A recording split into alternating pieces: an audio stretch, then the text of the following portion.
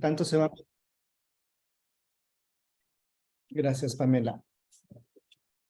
Muy bien, quiero agradecer la presencia de todos. Agradecer a Marco por aceptar este reto de presentar un artículo tan recientemente. Está en la puerta del horno y sobre todo que tanto va a cambiar la perspectiva de los médicos que atienden pacientes con demencia a favor o en contra de un producto para cambiar la evolución de la enfermedad. Entonces, primero tenemos que saber cómo es el proceso de aprobación de esta molécula. A través de un ensayo clínico se propone que una molécula va a inferir sobre los resultados. Entonces, cuando esta molécula se plantea que es modificadora de la evolución de la enfermedad, significa que no solo alivia los síntomas, sino que retrasa la progresión de la evolución de la enfermedad, como lo es la enfermedad de Alzheimer. Y hay que tener en cuenta que la enfermedad de Alzheimer pues tiene síntomas cognitivos, tiene síntomas conductuales, tiene además la evaluación de la funcionalidad. Entonces hay que tener claro qué es lo que va a modificar la evolución de la enfermedad. Va a modificar los tres síntomas, es decir, va a retrasar la aparición de síntomas conductuales, va a retrasar y va a preservar la funcionalidad y qué va a pasar con la cognición. Entonces es muy importante que tengamos en cuenta qué es lo que va a hacer este medicamento para que nosotros podamos entender el contexto de qué tan importante va a ser o no el tratamiento. Entonces, los tratamientos antiamiloide, pensando que van a disminuir la cantidad de amiloide en el cerebro, podrían originar un retraso en la evolución de la enfermedad, es la hipótesis. Lamentablemente, más de 20 moléculas previas han fracasado para demostrar esa hipótesis. Sin embargo, los 6 últimos sí han demostrado clarísimamente que todos disminuyen la carga de amiloide en tu cerebro, es decir, disminuyen la cantidad de amiloide en el cerebro de los pacientes con enfermedad de Alzheimer. Sin embargo, no ha habido una gran diferencia respecto a la evolución clínica de la enfermedad. Aducanumab, que es un medicamento también antiamiloide, hace unos meses, ya casi un año, fue aprobada con muchas restricciones, observaciones de la comunidad científica en general, porque había un beneficio marginal en un subgrupo de pacientes. O sea, como se dice, han rascado de los 2.000 pacientes evaluados, a 100 de ellos mejoró un poquitito, ¿no? Entonces, lo que se esperaba era que se hiciera un nuevo estudio y no pasó. No creo que la gente de Biogen quiera hacer un nuevo estudio por el elevado costo que representa realizarlo.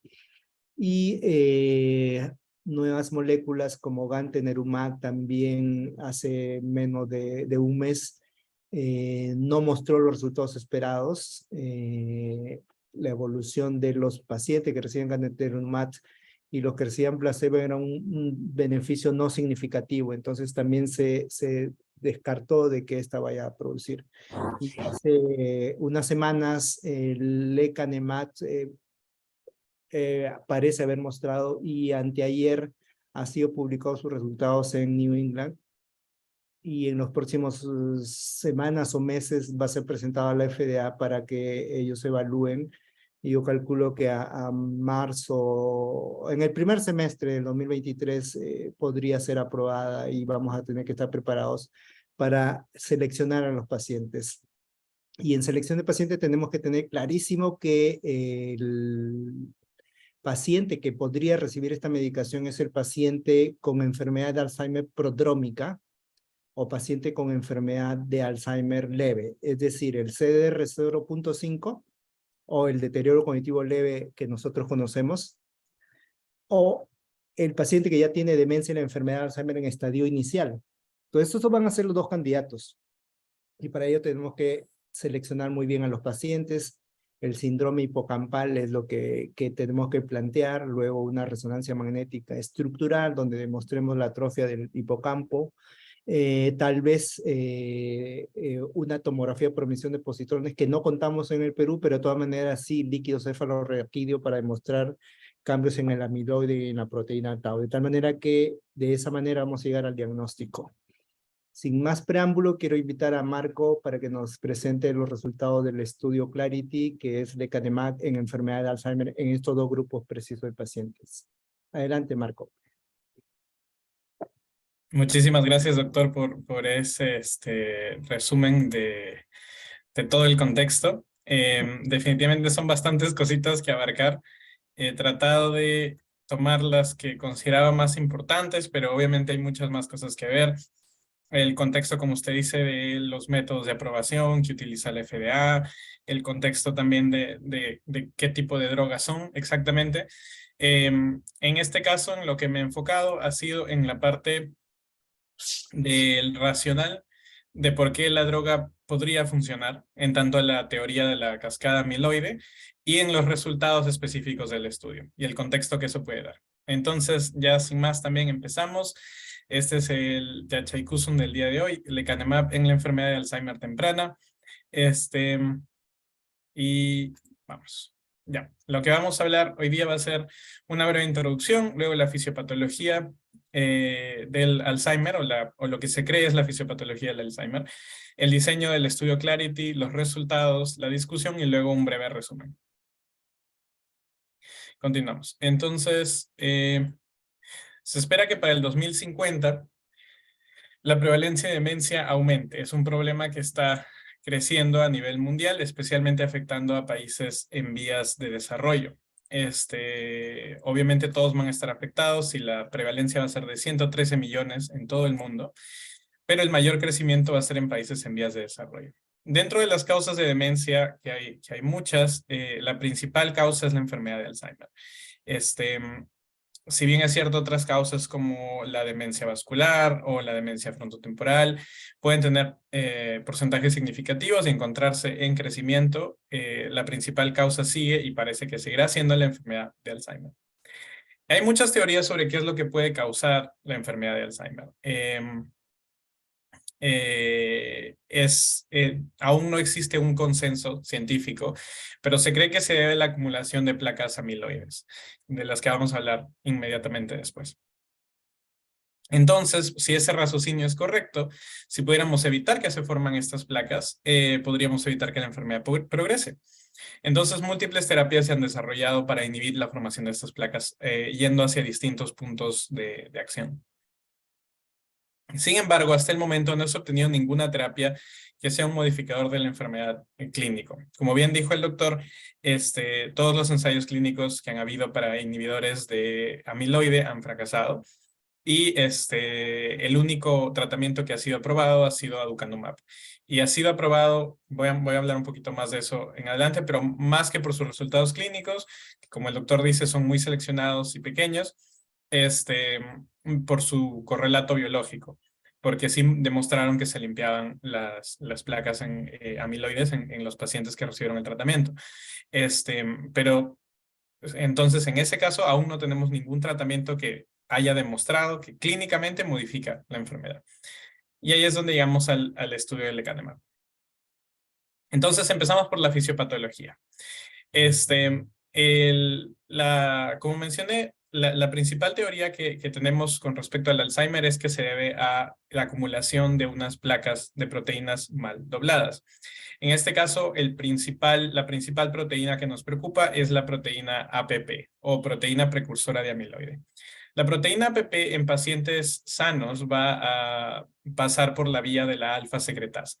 En este caso, la APP es cortada y separada en segmentos que son utilizados en distintos procesos. Primero por la alfa secretasa y luego por la gamma secretasa. Y estos son utilizados como cualquier proteína. La APP se encuentra en todas las células, pero su producción es dependiente de la sinapsis. Es decir, que en células que hacen sinapsis, como las neuronas, su producción va a ser mucho mayor. Y la limpieza también va a depender de mecanismos relacionados a la sinapsis. Entonces, en un paciente sano, esto no tendría que causar ningún problema. La proteína se produce para ayudar en ciertos procesos sinápticos y luego se elimina y no se acumula dentro de la célula ni nada. Sin embargo, por algún motivo, algunos pacientes pasan por la vía de la beta secretasa. En este caso, la beta secretasa corta la proteína en otro punto, no en el mismo punto, y el segmento que queda, el segmento restante, se vuelve insoluble y va acumulándose y formando placas. Vamos a hablar de eso también en la siguiente diapositiva.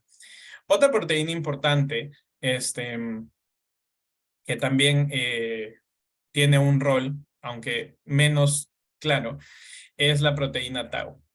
Esta es una proteína que se encuentra en los microtúbulos de la célula y que es liberada cada vez que hacen sinapsis. Está relacionada también con la sinapsis. E interactúa con las proteína alfa, A beta, o el beta amiloide. Sin embargo, la relación de esa interacción y la forma como ocurre y las razones por las que ocurre aún no son muy claras. De todas formas, ambos presentan candidatos interesantes para terapias. Entonces, ¿qué sucede después? Cuando el beta amiloide, este monómero, empieza a juntarse dentro de la célula, usualmente vendría a ser limpiado por ciertas lipoproteínas. Las lipoproteínas LDL interactuarían con estos monómeros y se encargarían de llevarlo hacia otras áreas del cerebro, principalmente hacia los vasos. Sin embargo, cuando hay ciertos tipos de lipoproteínas, este proceso puede ocurrir de forma errada o disminuida y resultar incluso en la acumulación de amiloide dentro de los vasos que causa la angiopatía amiloide. En caso los monómeros no sean limpiados, estos se van a juntar y formar esta especie de bolillo, que es un oligómero. Una unión de todos estos monómeros como formando un hilo. Y si todos estos hilos se juntan, se llaman fibrilos. Y todos estos fibrilos se juntan, se llaman placas. Obviamente que aquí estamos saltándonos algunos procesos, pero esto va a ir acumulándose dentro de las neuronas, produciendo inflamación, evitando una correcta sinapsis y eventualmente causando la muerte de la neurona y la formación de estas placas en las áreas donde debería haber conexión sináptica. Y de esa forma, produciendo la disminución, o bueno, se cree que de esa forma produciendo la disminución de la cognición. Y es allí donde hay algunos, el debate de qué fue primero, el huevo o la gallina. Porque es cierto que podemos ver que las placas de beta amiloide y de proteína tau agregada van aumentando a medida que la enfermedad va progresando. Y la localización de estas lesiones se correlaciona, como dijo el doctor, con la sintomatología de los pacientes, encontrándose primero en áreas hipocampales y luego progresando posteriormente hacia el área parietal. Sin embargo, no se sabe si esto que estamos viendo es el resultado final de otro proceso o es la causa del proceso.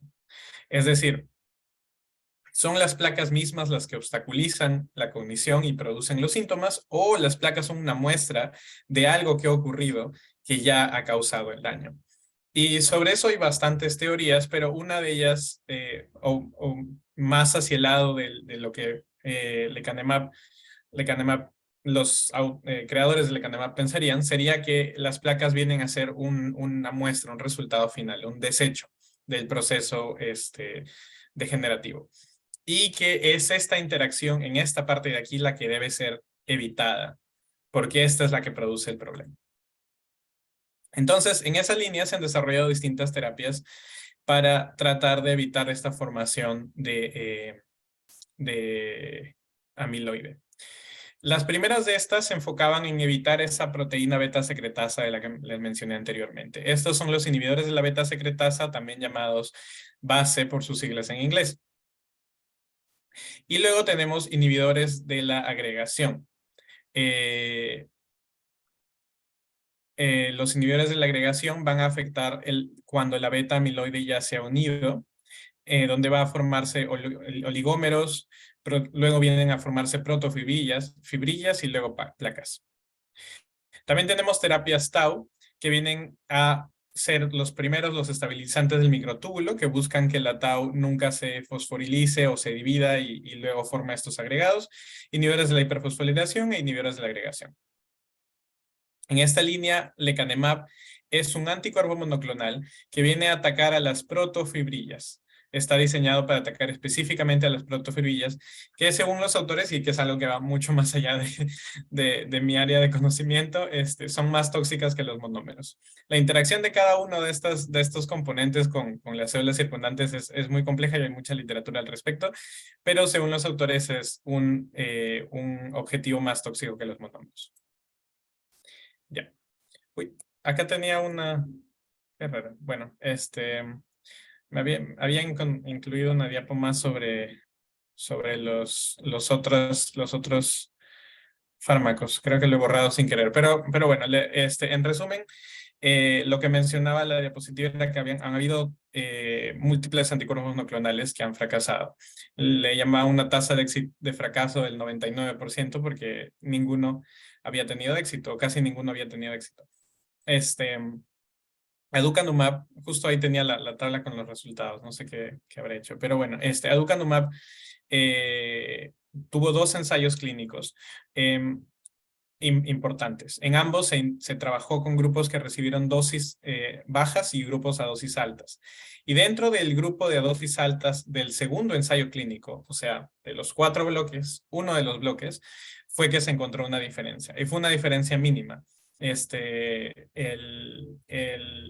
Los p-valores estaban muy cerca a 0.05 y la diferencia clínica realmente, a pesar de que fuera estadísticamente significativa, no parecía ser clínicamente significativa, además de ser solamente en un grupo muy pequeño. Sin embargo, aplicaron hacia la vía de aprobación acelerada o fast track de la FDA, en la cual cuando se trata de una enfermedad fatal o devastadora, como puede ser el Alzheimer o el cáncer, la FDA puede considerar aprobar un medicamento en base a correlatos biológicos, no necesariamente resultados clínicos. En este caso, ellos sí demostraron en todos los estudios que su medicamento, el aducanumab, lograba eliminar las placas amiloides en pacientes con Alzheimer comparados con los controles. Entonces, utilizando eso como un correlato biológico, el medicamento se aprobó. Sin Marco, embargo, no existe, como mencionó el doctor, un consenso en la comunidad científica de que la presencia de placas amiloides se correlacione con una mejoría clínica, por lo que eso no lo haría un buen correlato biológico, diferente de otros marcadores que podemos tener en otras enfermedades, que si bajan, baja la enfermedad, pero en este caso no hay un consenso. Adicionalmente, la FDA les instruyó, como dijo el doctor, que necesitaban realizar un ensayo clínico confirmatorio donde se evidenciara que sí había un efecto clínico. Y de no ser el caso, evaluarían las medidas de retirar la aprobación en los años siguientes. Pero bueno, eso es obviamente un proceso largo y por lo tanto el tema es controversial, como bien mencionó el doctor. Marco, antes de que pases a la siguiente lámina, tal vez precisar que todas las moléculas previas como bapinesumab, solanesumab, el mismo crenezumab y gantenerumab actúan tal vez en fibrillas o placas, es decir, muy tarde, y lecanemab a través de las protofibrillas, es decir, más tempranamente en el proceso de formación de placas. ¿Es correcto? Interesante. Gracias, doctor. Sí, es así. Ok, adelante, por favor. Perfecto. Gracias, doctor. Es cierto, esa es una diferencia del lecanemab en todo caso. Lo otro que no mencioné es que los inhibidores de beta secretasa son medicamentos de molécula pequeña, es decir, inhibidores directos de la proteína, pero los últimos tratamientos que se están evaluando son anticuerpos humanizados, son anticuerpos monoclonales con un target específico. En este caso de la lecanemab, el de protofibrillas. Entonces ahora ya pasamos al estudio como tal. Vamos a hablar de Clarity AD. Entonces, ¿cuál es el diseño de este estudio? Este es un ensayo clínico fase 3 a doble ciego con grupos paralelos multicéntrico de 18 meses que se ha llevado a cabo en centros de Estados Unidos, Europa y Asia. La población de pacientes incluidos corresponde a este grupo muy selecto. Son pacientes de 50 a 90 años que tengan evidencia de deterioro clínico, deterioro cognitivo leve o de demencia temprana por Alzheimer. es decir, lo que nosotros clasificaríamos como DSL amnésico o demencia temprana por Alzheimer, según los criterios de del Instituto Nacional de Alzheimer y Envejecimiento de los Estados Unidos, que sean positivos para tomografía por emisión de positrones de amiloides o que sean positivos para presencia de beta amiloide en líquido cefalorraquídeo y que tengan deterioro cognitivo de al menos una escala, en este caso quería decir una desviación estándar, por debajo de la media ajustada para la edad del Wechsler Memory Scale 4. Entonces, si los pacientes cumplían con estos criterios, fueron randomizados de acuerdo a los siguientes grupos: que pertenecieran al mismo subgrupo clínico, es decir, que tengan deterioro cognitivo leve o que tengan demencia temprana, que usen o no usen medicamentos sintomáticos, por ejemplo, acetilcolinesterases, que tengan o no tengan estatus de portador de APOE y que pertenezcan a la misma región geográfica. En base a esos 4 criterios, los pacientes fueron randomizados. ¿Cómo funcionaría esto? Es decir, digamos que yo tengo un paciente con deterioro cognitivo leve que no usa medicamentos sintomáticos, que no es portador y que está en el site de estudio de Japón.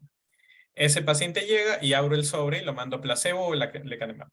De ahí el siguiente que tenga las mismas características sigue con esa randomización, pero los otros grupos continúan con otras randomizaciones paralelas.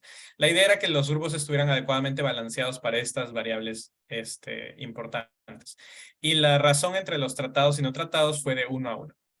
Entonces, lo que los investigadores hicieron en base a los estudios de fase 2 y fase 1 fue establecer el tamaño muestral para este estudio. El objetivo era identificar una diferencia de 0.37 puntos en el CDR Sum of Boxes, es decir, el CDR por dominios. Y entonces el objetivo del estudio era poder identificar una diferencia de 0.37 puntos en el CDR Sum of Boxes a través de una prueba T de 2 colas. Para lograr encontrar esa diferencia, con un nivel de significancia de 0.95 y una potencia de 0.9, necesitaban un tamaño muestral de 1.566 pacientes. Asumiendo que iban a tener una tasa de deserción del 20%, que efectivamente tuvieron exactamente, establecieron un techo de 1.880 pacientes. Finalmente, por motivos del COVID, también incluyeron eso en la muestra, pero este era el tamaño muestral que fue calculado. ¿Por qué eligieron este punto de 0.37? Ellos consideran que este valor es clínicamente significativo porque corresponde a una diferencia en el decaimiento entre ambos grupos del 25%. Es decir, que haya una caída en el CDR-SB que sea 25% menor en el grupo de aquellos tratados versus que no. Entonces, el estudio fue diseñado para identificar esta diferencia nada más.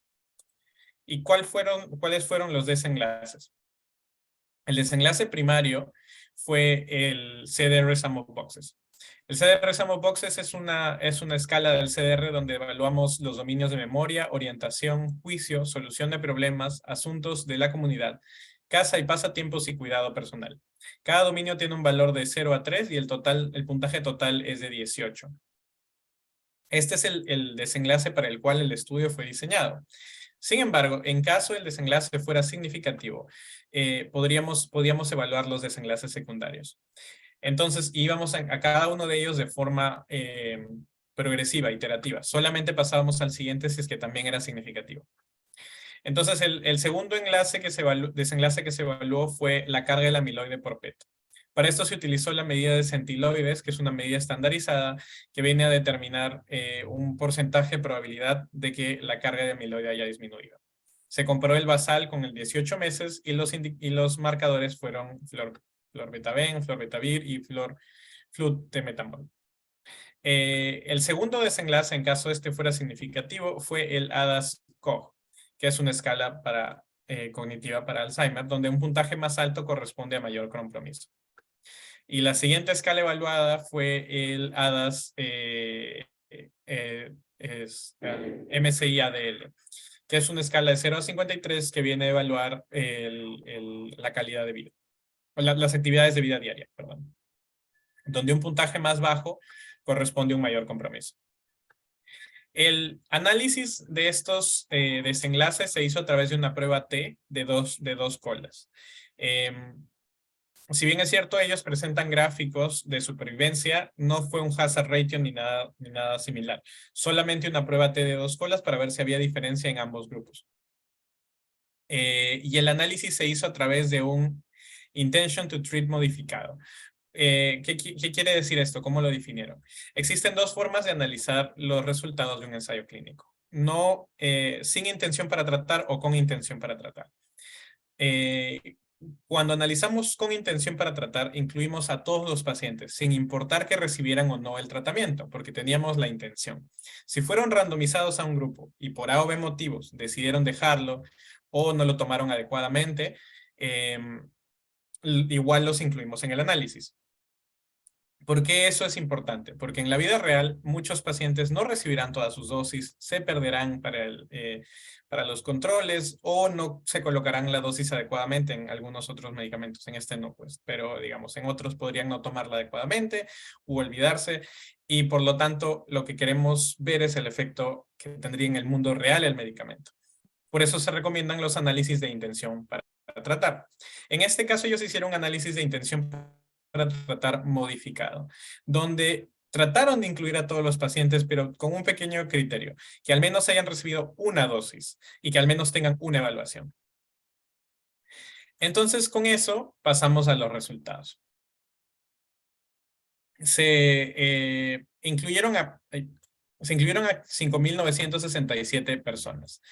De estos, 4.172 se retiraron del estudio por criterios de inclusión, eventos adversos, pérdida del seguimiento, retiraron consentimiento o algún otro motivo. Entonces, de estos, 1.795 entraron a la randomización. 898 fueron asignados a lecanemab y 897 fueron asignados a placebo. Como ven, este número es mayor que el número que fue calculado para su tamaño muestral, pero es menor que su techo. El motivo por el cual aumentaron el número de pacientes fue por la deserción que hubo en COVID. Entonces, de estos, 729 pacientes completaron el ensayo y 700 en el brazo de lecanemab y 757 en el brazo de placebo. Como ven, su estimación de dropout de 20% fue bastante correcta. Tuvieron casi esa misma cantidad, 18 y 15%, que bueno, está cerca. Entonces, el motivo de descontinuación del ensayo clínico fue del casi el 6% por eventos adversos en pacientes con lecanemab y el 3% en pacientes con placebo. Vamos a volver a esto más adelante. Bueno, una vez que los pacientes habían completado perdón, estos fueron los pacientes que completaron el ensayo, pero si fuera un análisis completo de intención para tratar, se incluirían a todos, incluyendo aquellos que descontinuaron el ensayo. En su modo modificado, incluyeron a 859, es decir, retiraron solo algunos de estos pacientes y 875 en este brazo. En el estudio de seguridad, sí se incluyeron a todos los pacientes. Y luego hay un subestudio de niveles de amiloides en PET, que también tenemos esos resultados, pero que aún los resultados completos no han terminado de analizarse. Así que solamente hay o sea, es el resultado secundario que les mencioné anteriormente, pero el estudio completo va a ser publicado después, según los autores. Entonces, ya tenemos a las dos poblaciones en nuestro análisis de intención para tratar modificado. 859 para lecanemab y 875 para placebo. Entonces, lo siguiente que queremos ver es si es que ambos grupos están adecuadamente balanceados. En tanto edad y sexo, los grupos estuvieron, son similares en ambos lados. En tanto a la raza, los autores hacen el hincapié que hicieron un esfuerzo en tener una inclusión de pacientes diversos en todos los sites de estudio. Sin embargo, admiten que hubo una sobrerepresentación de hispanos en el grupo y una subrepresentación de pacientes afroamericanos en el estudio. En el estudio en general, pero en ambos grupos las razas están adecuadamente balanceadas. También en sus escalas cognitivas, en los subgrupos clínicos que se evaluaron, e importantemente en su estatus como portadores o no portadores de ApoE4. Como ven, ambos grupos están adecuadamente balanceados. Entonces, esto nos demuestra que la comparación entre ambos grupos es adecuada y podemos proceder a ver ya los resultados de los desenlaces. ¿Y qué encontramos en los desenlaces? El desenlace primario para el cual el estudio fue diseñado fue el cambio de la base a los 18 meses del score CDR Sum of Boxes. Podemos ver que los pacientes con lecanemab tuvieron un decaimiento menos pronunciado en el CDR comparados con el grupo placebo. Esta diferencia para el grupo placebo sería 1.66 puntos. Es decir, en la escala de 18 puntos, un decaimiento de 1.66, mientras que para el grupo de lecanemab fue de 1.21 puntos. La diferencia entre ambos es de menos 0.45, que vendría a corresponder a una diferencia del aproximadamente el 25%, que era el punto de corte que ellos estaban buscando identificar en el decaimiento. Es decir, un decaimiento cognitivo, en teoría, un 25% más lento que en el grupo placebo. O bueno, un 25% menor, porque para decir más lento tendríamos que hacer otro análisis, pero es un 25% menor. Entonces, su valor P, como habían establecido, identificar una diferencia de 0.37 y es mayor que eso, fue estadísticamente significativo. Entonces, con el desenlace primario mostrando que había una diferencia estadísticamente significativa, pasaron al siguiente desenlace. En los desenlaces secundarios, en tanto a la carga de amiloide en PET, se trabajó con el subgrupo de pacientes que recibieron tomografía por emisión de positrones. Y aquí podemos ver también una diferencia estadísticamente significativa en el grupo de lecanemab, que es bastante marcada. El valor es de 0.01 y los centiloides es de menos 60 centiloides. Que bueno, traducir eso a términos clínicos está de nuevo más allá de mi expertise, pero parece ser bastante marcada. En tanto a los otros scores que se evaluaron, todos también evidenciaron una diferencia significativa, a excepción de ninguno. Todos mostraron una diferencia estadísticamente significativa. Ahora, ¿qué tan clínicamente relevante sea esa diferencia? Es algo discutible.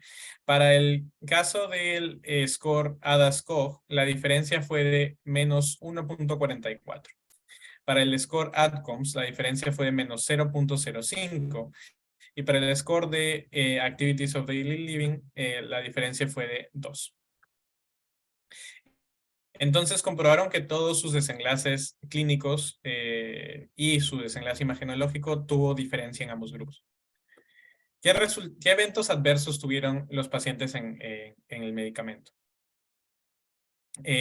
La diferencia en los eventos adversos comunes no es muy grande, como en la muerte es la misma en ambos grupos, y los efectos adversos generales como mareos, diarreas, no fueron diferentes. Donde hay mayor diferencia es en cosas que están directamente relacionadas con la medicación. Primero, las reacciones relacionadas a la infusión correspondieron al 26%. La gran mayoría de estas reacciones no fueron significativas. Fueron solamente reacciones de eritema en el área de la inyección o rash, pero nada grave. Luego tenemos los dos eventos adversos que son muy importantes en este tipo de medicamentos, que son los ARIA. Son hallazgos relacionados a la terapia amiloidea, por sus siglas en inglés, y pueden dividirse en área H y área E. Los área E vienen a ser aquellos que demuestran edema en los vasos. Y los área H son aquellos que muestran hemorragias o microhemorragias. Como ven, los valores son elevados en ambos grupos, 14 y 12%. Sin embargo, la mayoría de hemorragias no fueron importantes. La mayoría fueron microhemorragias que solo fueron evidenciadas a través de imágenes y no tuvieron ningún síntoma. Solo un 0.7% tuvo hemorragias sintomáticas. En tanto, el área E tampoco hubo un valor importante, solamente hubo un 2.8% de pacientes que tuvieron área E sintomáticas, con síntomas de confusión, dolor de cabeza. Entonces, bueno, si bien es cierto, y eso también es algo que creo sería, va más allá de mis capacidades, pero es valorar qué tan significativos son esos efectos adversos es importante. Los valores son altos, pero los valores de eventos que fueron clínicamente relevantes son bajos. Sin embargo, es que esos hallazgos de imágenes pueden corresponder algún compromiso mayor que yo desconozco, es posible. Lo bueno es que la mayoría de estos cambios no sintomáticos resolvieron sin ningún tipo de intervención a los 3 o 4 meses del tratamiento y estuvieron principalmente relacionados con las primeras dosis de la terapia. Marco, para que quede claro ahí antes que pases, es más probable que un paciente portador de ApoE4 tenga más probabilidad de sangrar. Como ustedes están viendo ahí, compara casi 15%, casi 16% contra 5% en el grupo del lecanemab comparado contra los otros del placebo. Entonces sí se puede medir clínicamente si alguien va a tener más riesgo de tener hemorragias que, como dices tú, son pequeñas y asintomáticas, ¿no? Entonces yo creo que eso se podría manejar. Adelante. Interesante, muy interesante. Esa interacción no la conocía, pero claro, con eso ya podría estratificarse mejor a los pacientes o tener más imágenes en ellos, por ejemplo. Seguro. Bueno, entonces ahora pasamos a la discusión. Lo primero es que la droga definitivamente ha hecho bastante sonido mediático. Hemos tenido reportes de todos los noticieros sobre que hay una droga nueva para el Alzheimer que aparentemente puede funcionar. Pero ahora es momento de discutir si es que el impacto clínico es realmente significativo. Están leyendo la opinión de diversos expertos, algunos son positivos hacia el lado de que este cambio en 25%, si uno lo pone en perspectiva temporal y asumiendo que se mantiene a lo largo del tiempo, que tampoco necesariamente es cierto, podría corresponder a 19 meses de independencia funcional para pacientes con deterioro cognitivo. Lo cual dependiendo del paciente y la familia, obviamente puede significar bastante. 19 meses más con la capacidad de administrar su día a día de forma independiente podría ser bastante significativo para algunos pacientes. Sumándole a eso, es posible que estos efectos se acumulen a lo largo del tiempo. Lo que nos lleva a esta gráfica es asumiendo que esta relación continuara, que es algo que de nuevo no necesariamente es certero, podría ser que la diferencia en ambos grupos siga haciéndose cada vez más grande. No pareciera que detuviera la progresión, pero al menos parece que sí modifica la progresión y quizás en 3 o 4 años de tratamiento se vería una diferencia mucho mayor en ambos grupos. Entonces, este efecto acumulativo es algo que tendría que evaluarse. Lo otro, ahora yendo por el otro lado, sí es cierto que en diferencia puntual no es mucho. En una escala de 18 puntos, una diferencia de menos de 0.5 es bastante pequeña. Y los autores son adecuados en mencionar que este impacto es modesto. Por lo tanto, la mayor promesa de la droga en tanto a la parte clínica es que el efecto aumente a medida que pasan los años y que se traduzca en una mejoría en el tiempo. Bueno, no una mejoría, pero en un enlentecimiento del deterioro en el tiempo. Pero al momento no pareciera que puntualmente ese efecto sea grande, sino cómo podría ocurrir a lo largo del tiempo. Bueno, en tanto, los efectos adversos son similares a los de otras drogas antiamiloides. Los efectos adversos ARIA son un problema frecuente para todas las drogas de este subtipo. Sin embargo, los valores han sido relativamente altos, con 12 o 17%. Como hemos discutido, si bien es cierto, no parecen ser eventos clínicamente significativos, igual están presentes y son un motivo de preocupación que también se ha resaltado en los medios. Y por último, en lo que sí el impacto no es tan controversial es que o sea, en la parte clínica y en la parte de los efectos puede ser que los resultados puedan ser debatidos por los expertos, pero en lo que todos están de acuerdo es que definitivamente va a tener un impacto en las investigaciones. Muchas unidades de investigación en drogas para el Alzheimer, incluyendo por ejemplo la de Pfizer, cerraron ante los fracasos de los ensayos clínicos. Sin embargo, la promesa de que una droga pueda tener un impacto clínico va a atraer de nuevo a la industria farmacéutica a invertir más en esta área de estudio y probablemente desarrollar nuevas generaciones de drogas que tengan menos efectos adversos y que quizás puedan tener un efecto clínico igual o mejor. Entonces, con todo eso, en resumen, yo creo que sería importante quedarnos con los siguientes puntos. La enfermedad de Alzheimer es la principal causa de demencia y se cree que es causada por la acumulación de proteínas amiloides. El lecanemab es un anticuerpo monoclonal humanizado dirigido a las proteínas amiloides en su estado protofibrilar para el tratamiento de la enfermedad de Alzheimer en estadios tempranos. El ensayo clínico fase 3 llamado Clarity AD demostró mejorías clínicas modestas con efectos adversos moderados, entre comillas porque son términos que podrían variar según la opinión de los expertos, pero esta es la terminología que usaron los autores. Van a haber estudios de extensión open label para Clarity que continuarán por 4 o 5 años más para evidenciar si es que realmente el efecto a largo plazo es mayor, que es lo que se espera. Su aprobación por la FDA en caso se dé sería el 6 de enero, que es cuando tienen el anuncio de la FDA sobre su opinión del lecanemab. Y significaría la segunda droga modificadora de enfermedad y la primera con evidencia clínica de mejoría, en caso se apruebe.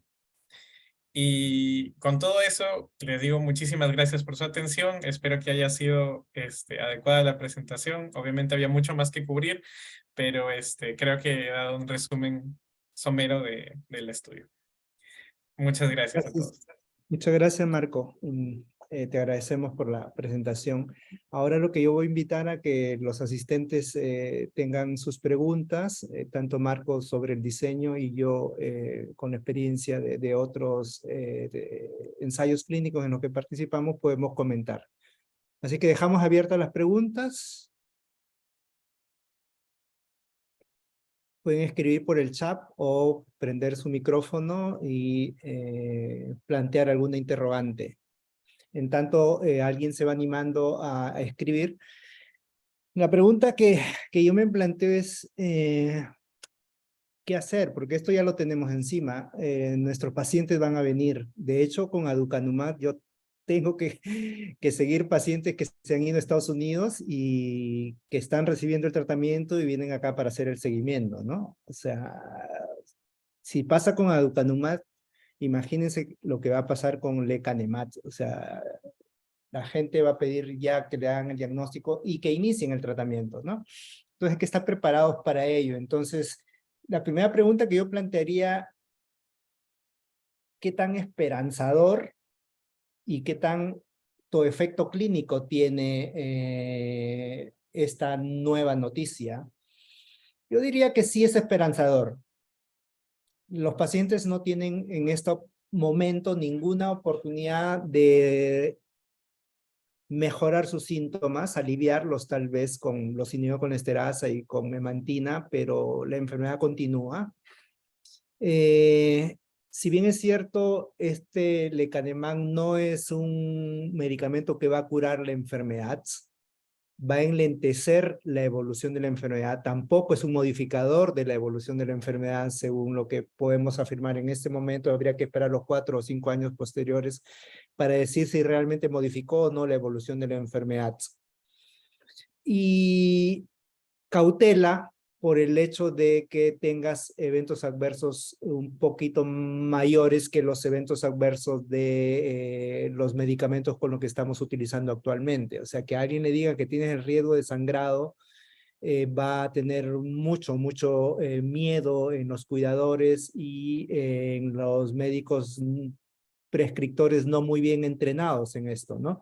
Entonces tenemos que prepararnos para informar bien a los pacientes que es un medicamento que les va a ofrecer la posibilidad de mantenerse funcionales durante por lo menos 18 meses y con la posibilidad de tener algún evento adverso como edema o hemorragias que son asintomáticas y por lo tanto necesitamos hacer imágenes por resonancia magnética cada cierto tiempo.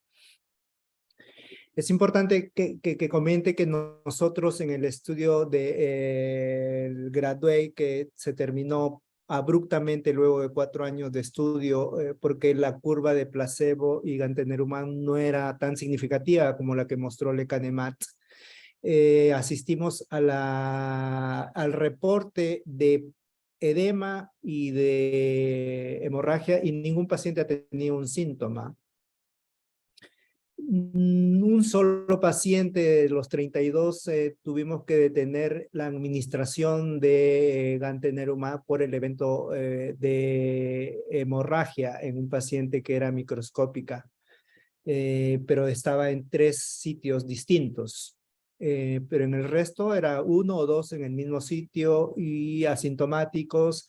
No paramos la administración quincenal de la medicación y el paciente no cambió en nada desde el punto de vista sintomático de aumento de presión intracraneal o de alguna alteración del estado clínico cognitivo basal.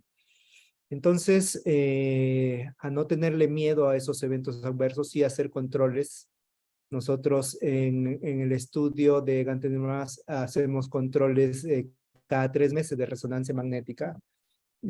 Yo creo que esto también sería posible en los pacientes. Además, hay que tener una solicitud especial para detectar. Las convencionales que se realizan, por ejemplo, en Lima, no va a detectar sangrado.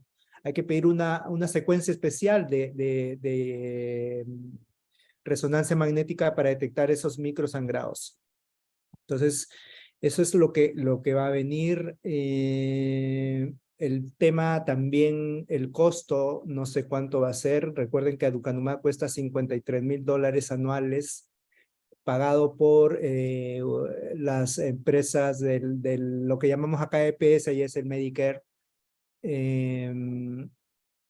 Y yo planteo eso, qué es lo que se viene, pero estoy seguro que va a haber gran cantidad de pacientes que van a decidir administrar estos productos y yo creo que van a influir sobre las empresas prestadoras de salud para que esto sea aprobado en Perú. Dejo abierta sus inquietudes, qué piensan sobre ese escaso margen que genera lecanemab sobre el placebo respecto al outcome primario del CDR de suma de cajas. ¿Alguien quiere participar? ¿Alguna inquietud? Tengan en cuenta que lo que mide el CDR suma de cajas es la diferencia entre un basal y otra medición posterior. Acá podría ser entre el basal y los 18 meses.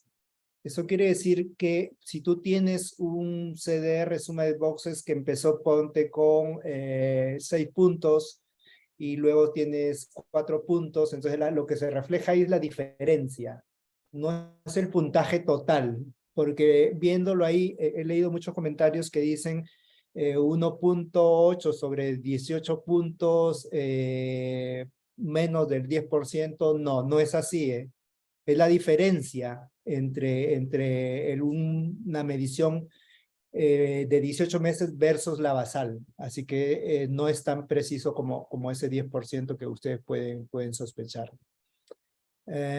Por ahí vi que alguien levantó la mano.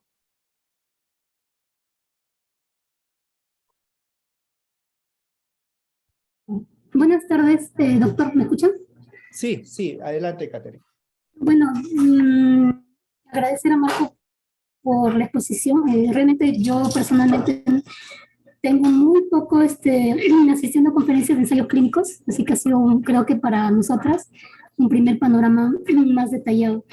Y me preguntaba un poco sobre el tema de la duración, ¿no? Si están haciendo todavía, cuando están experimentando y viendo los resultados que hay, y mencionaron un poco estos valores finales de la significancia que sí hay, ¿no? Que sí hay, pero que creo que entendí que era era moderada, Ujú. ¿cierto? Entonces, estos pacientes que han participado del estudio, uno, ¿por cuánto tiempo participaron? Y dos, en caso fuera favorecedor y bueno, se siga con ese tipo de tratamiento, estaríamos hablando de un tratamiento de por vida. ¿Cómo sería ese procedimiento? Eso me pregunto un poco. Gracias, Catherine. Muy importante tu pregunta. De hecho, los participantes continúan en el estudio y terminan a los 4 años. Y se va reportando los resultados preliminares, ¿no? Entonces sí vamos a tener posibilidad de asistir a los resultados dentro de los próximos 2 años. Y la otra pregunta me parece muy importante es para ¿hasta cuándo? Yo creo que es para toda la vida. Y es importante porque además no excluye la posibilidad que tú tengas que utilizar otros tratamientos como inhibidor de colesterasa o más adelante si evolucionan utilizar memantina o algunos otros medicamentos. Lo que sí hay que ver la cantidad de medicación concomitante que podrían haber estado utilizando. Como son pacientes que están en estadios iniciales, la posibilidad de usar neurolépticos o antidepresivos yo creo que es menor. Entonces también habría que valorar ese punto. Acá tenemos un par de preguntas. María González, buenas tardes, excelente exposición. Mi duda es si la enfermedad de Alzheimer aparece varios años antes de la sintomatología. Se ha planteado hacer estudios en población muchísimo más joven, cuán factible sería y te agradecen, Marco, por tu aporte. Esto sí es muy importante. O sea, aquí en los estudios con todos los anticuerpos monoclonales se ha diseñado para pacientes con enfermedad de Alzheimer prodrómica, es decir, deterioro cognitivo leve y enfermedad de Alzheimer inicial. Pero también se está empleando en pacientes que tienen enfermedad de Alzheimer preclínica, es decir, tienes la carga de amiloide, tienes la carga de tau, tienes la carga genética, pero no tienes ninguna manifestación clínica. Entonces, son candidatos para recibir modificadores de la evolución de la enfermedad. El profesor Lopera sigue a los pacientes de Antioquia. Ellos recuerden que tienen la mutación de presenilina 1. Sus síntomas aparecen a los 40 años de edad y ellos están siguiendo una serie de pacientes que a los 30 años de edad, teniendo mutación de presenilina 1, teniendo ya carga inicial de amiloide a nivel de hipocampo nada más, y sin ningún síntoma clínico cognitivo, ellos empiezan el tratamiento y la evolución de la enfermedad ha continuado. O sea, clínicamente no tienen amiloide, en las imágenes por resonancia magnética o tomografía por emisión de positrones, pero han evolucionado hacia la enfermedad. Crenezumab y gantenerumab en este grupo de pacientes de Antioquia ha demostrado su fracaso en ese sentido.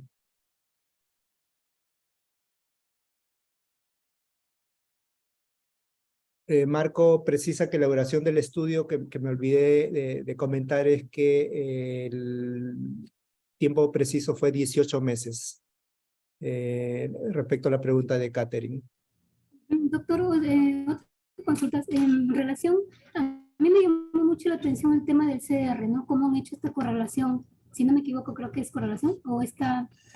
Ok, cuando tú haces el CDR, el Clínica Dementia Rating, tienes dos formas de valorarlo, ¿no? Uno que es el de a través del análisis logarítmico, en donde ustedes ingresan los datos a la computadora y te sale un promedio, ¿no? La suma de cajas significa que cada ítem o cada dominio que tú evalúas en el CDR lo sumas. O sea, a uno le asignas 3 puntos, como son 6 ítems, ahí salen los 18 puntos. Esa es la diferencia, simplemente es la forma de expresar los resultados. Genial. Y bueno, una última consulta sobre el tema de la prueba. ADAS-COG, ¿cierto? Ok. Ya, el ADAS-COG es una prueba aprobada para ensayos clínicos. Es muy sencilla. Hay ADAS-COG de 70 puntos. En este caso usaron el ADAS-14, que es de 90 puntos. Es una mezcla de tareas de memoria verbal, praxias, lenguaje. Es casi un resumen de lo que hacemos en el RegLab, pero más chiquita todavía, ¿no? Es una evaluación de 25 a 30 minutos, donde tú le muestras algunos objetos para que identifique, le muestras una lista de palabras, ellos repiten, después se las tapas, ellos tienen que repetir las palabras. Es una prueba ya estandarizada para ensayos clínicos. Ok, tengo otra pregunta acá. Dice, el hecho que el estudio continúe open label, es decir, en extensión abierta, ¿no podría afectar los resultados futuros del estudio? O sea, los pacientes estuvieron cegados y el resultado ya salió porque es lógico que querrían tomar el tratamiento. A ver, aquí primero, no existe ningún comité de ética que te acepte más de 2 años de tratamiento con placebo. Y segundo, el diseño de los estudios clínicos viene para ver el seguimiento en la extensión abierta, porque ya se demostró que en la fase de doble ciego hay algún beneficio. Y lo que se hace a extensiones abiertas es confirmar este supuesto. Así es que esa es un poco la explicación de por qué no se continúa en doble ciego. Qué orto, papá. Sí, más mayor. Dice, quizá para poder apreciar más su repercusión clínica y otra esfera de salud del paciente debería ser bueno Contó que tu extender. hermano también está trabajando desde casa, ¿no? ¿Y desde cuándo te has dado aquí para hacer trabajo remoto? ¿Alguien tiene su ¿Pueden micrófono bloquear prendido? esa voz? Ok. Muy bien, sí, Mayu Mirando nos dice que ya le quedó claro. Muy bien. ¿Alguna otra inquietud? ¿Alguna pregunta? El doctor Wilka levantó la mano. Adelante, José Carlos. ¿Qué tal, doctor Custodio? Buenas tardes. Gracias a Marco también por la exposición. Tenía una duda, a ver si quizás Marco me la puede resolver, o qué diferencia o cómo podríamos diferenciar entre clínicamente significativo y estadísticamente significativo cuando hablamos de ensayos clínicos, ¿no? Y específicamente en lo que es ensayos clínicos que se relacionan con enfermedad de Alzheimer, ¿no? Porque veo ahí en el resultado, hablan de que, por ejemplo, en la suma de boxes, obtuvo un 0,98 puntos, me parece. ¿Y qué tipo de parámetros tendríamos que tomar en cuenta para nosotros evaluar que sea ese resultado clínicamente significativo? ¿No lo es? Porque me parece que en la conclusión de los autores, ellos determinan que en el caso del medicamento hay un efecto modesto, ¿no? Sobre la enfermedad, ¿no? Y creo que ahí lo ponen, creo que lo dijo todavía Marco, result in modestly less decline, creo, algo así creo que fue que lo dijo. Esa sería una pregunta, y la otra es, ya sería para usted. ¿Usted cree que estos resultados harían replantearnos que quizás tendríamos que ver otras posibilidades en lo que es la teoría de la cascada amiloidogénica? Gracias. Marco. Ya, yendo primero con esa parte, la respuesta es sencilla. La estadísticamente significativa depende del p-valor. Si el valor p es estadísticamente significativo, entonces es estadísticamente significativo. Pero la clínicamente depende de los médicos. Los expertos deben establecer un consenso sobre qué es lo que se considera un cambio importante. Entonces, por ejemplo, digamos que hay una nueva droga para el tratamiento de un cáncer, del cáncer de colon, y que se demuestra que hay diferencia en la duración, en la supervivencia de pacientes que reciben la droga versus que no. La diferencia estadística podría verse incluso desde una semana, porque la estadística lo mostraría. Pero es que una semana sería clínicamente significativo. Eso va a depender de los expertos e idealmente también de una conversación con los pacientes para ver cuánto es, 1 mes, 2 meses, 6 meses, 1 año. En este caso, el cambio, como dijo el doctor, depende de qué opinan los expertos cognitivos, que consideran como un cambio importante o como una disminución importante en el cambio. Pero la estadística muestra que lo es. Y bueno, eso es por ese lado. Ok, gracias, Marco. ¿Cuál es mi opinión sobre si estamos equivocados en la estrategia antiamiloide y también en la estrategia anti-tau? Yo creo que definitivamente 20 años de estudios sobre la estrategia de la cascada amiloide han ido a que hay un SARS amiloide genético forma la amiloide y ese es el punto principal donde empieza la degeneración de la atrofia cerebral. Antes de la sinapsis, y es que ahí es donde tú dices, ya no tienes amiloide, pero no es la placa amiloide, era la señal anormal que genera trastornos en la sinapsis, es decir, tienes un gran número de neuronas, pero sin sinapsis correctas.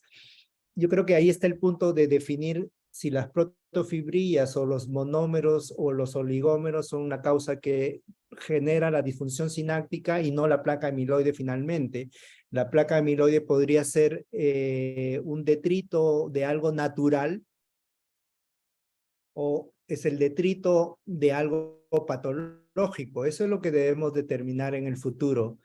Y finalmente, luego de 20 años de estudio, fracaso yo no le llamaría, nos ha enseñado mucho a qué definir la enfermedad, qué es beneficio cognitivo, qué es beneficio sintomático, conductual y qué es beneficio funcional. Entonces, hay que precisar qué es lo que quieres. Si tú le dices a un prescriptor que aquí estás encontrando la evolución de la enfermedad satisfactoria, es decir, que el paciente va a mejorar, ese prescriptor o esa familia va a estar totalmente equivocada y va a pensar que su paciente va a recuperar la memoria. Lo que estamos hablando es de personas que perdieron la memoria episódica o la memoria episódica verbal o visual y que no van a tener en el futuro problemas con la toma de decisiones y con problemas en el lenguaje y cambiar su actividad diaria instrumental, por ejemplo. Entonces, cuando un paciente venga y te dice mi papá o mi mamá sigue igualita, eso es lo que vamos a esperar. Yo no te dije en ningún momento que tu papá iba a recuperar la memoria que tenía hace 10 años. Tu papá tiene problemas de memoria, pero va a seguir conversando contigo, probablemente tenga que seguir trabajando. Eso es lo que realmente no valoramos en los ensayos clínicos. En los ensayos clínicos ponemos valores y tal o cual o no. Pero yo creo que sí es una esperanza. Tal vez yo esté sesgado porque vengo investigando antiamiloides hace 10 años y cada fracaso que veo yo le digo, pero si mis pacientes estaban estables. O sea, comunicarle en esta semana a las personas que ya se acabó gantenerumab ha sido difícil porque las familias veían que sus padres habían mejorado y se mantenían estables y decirles que ya Roche decidió, influido por la FDA, que ya se acabó, es difícil. Entonces uno ve el otro lado que no mides a nivel de ciencia, ¿no? Pero yo sí estoy muy convencido de que ha sido beneficioso el estudio todos estos años de los antiamiloide, pero que tampoco vamos a vender cebo de culebra, tampoco le vamos a decir a las familias que esto es el modificador de la evolución de la enfermedad. Yo diría que es un paso más para dar una oportunidad de tratamiento a los pacientes sin curarlos. Creo que con eso trato de resumir todo. Hay algunas preguntas más acá. Dice, te felicitan, Marco. Preguntan sobre los resultados del estudio. ¿Ha estimado en qué dominio del CDR ha tenido un mayor efecto la intervención del fármaco? Es una pregunta muy importante porque el CDR evalúa cognición y funcionalidad. No precisa en el estudio la evaluación del CDR por dominios, pero es obvio y sospechamos nosotros que es el dominio que más respuestas positivas tiene, creo yo, que es en la funcionalidad y se extrapola con la evaluación de funcionalidad evaluada en el ensayo clínico, ¿no? No sé si estás de acuerdo, Marco. No tipifican el tipo de dominio del CDR.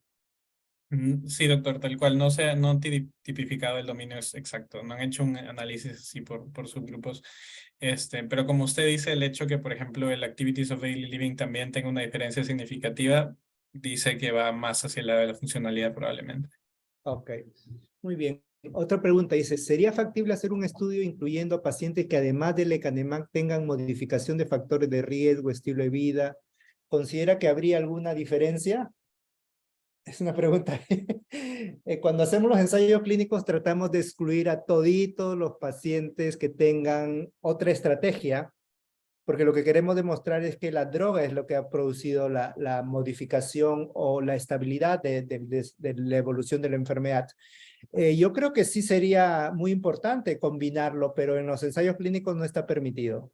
Ni siquiera está permitido que tengan marihuana al costado, nada, te dosan todo, o sea, tienes alguna enfermedad adicional y te eliminan. O sea, los ensayos clínicos son, como le llamamos, pacientes ideales, ¿no? Que en el mundo real no existen, ¿no?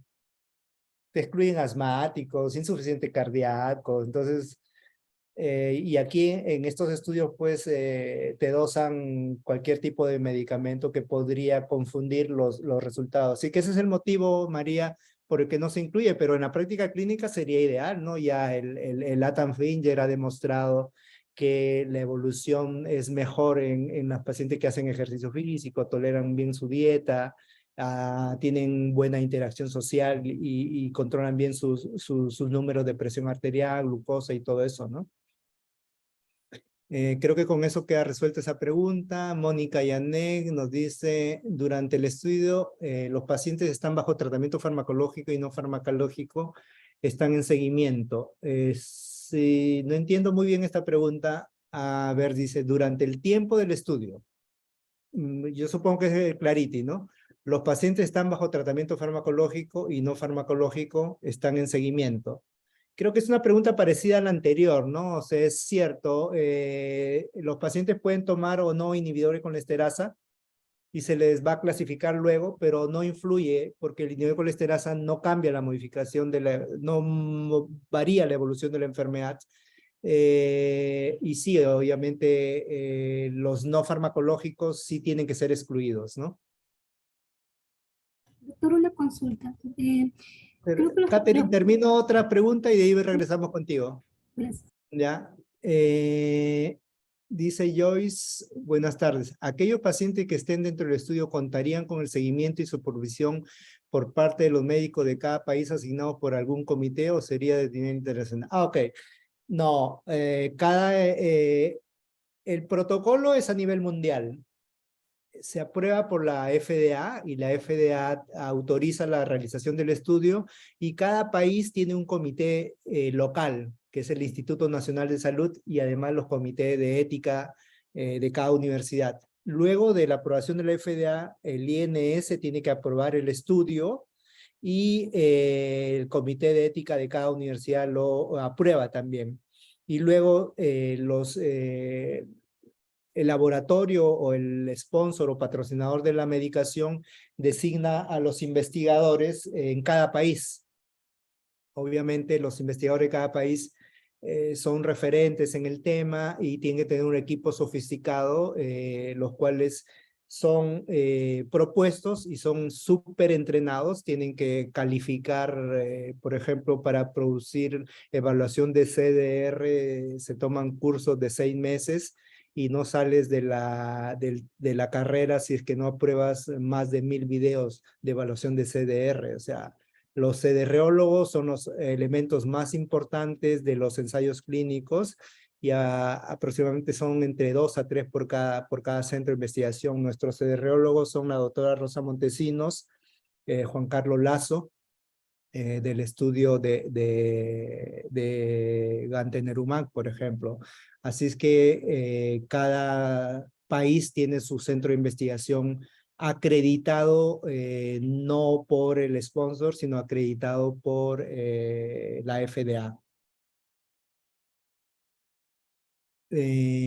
José Carlos, ok. Ahora sí regresamos contigo, Catherine.